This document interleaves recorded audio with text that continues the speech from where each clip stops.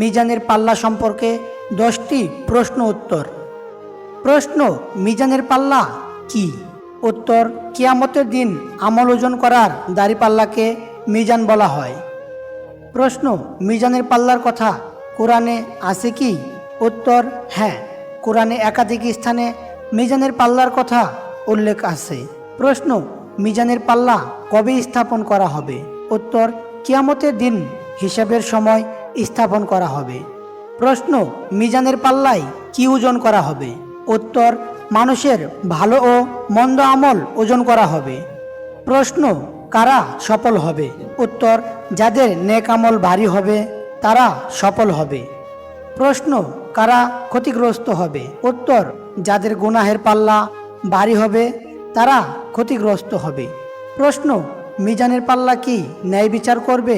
উত্তর, হ্যাঁ, আল্লাহ তাআলা সম্পূর্ণ ন্যায় বিচারের মাধ্যমে আমল ওজন করবেন।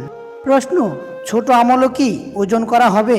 উত্তর, হ্যাঁ, ছোট বড় সব আমল হিসাব করা হবে। প্রশ্ন, কোন আমলে মিজানের পাল্লা ভারী হয়? উত্তর, ঈমান, নামাজ, জিকির ও উত্তম চরিত্র মিজানের পাল্লা ভারী হয়। প্রশ্ন, মিজানের পাল্লার প্রতি ঈমান রাখা কেন জরুরি? উত্তর, কারণ এটি আখিরাতের গুরুত্বপূর্ণ একটি বিষয় এবং ইসলামী আকীদার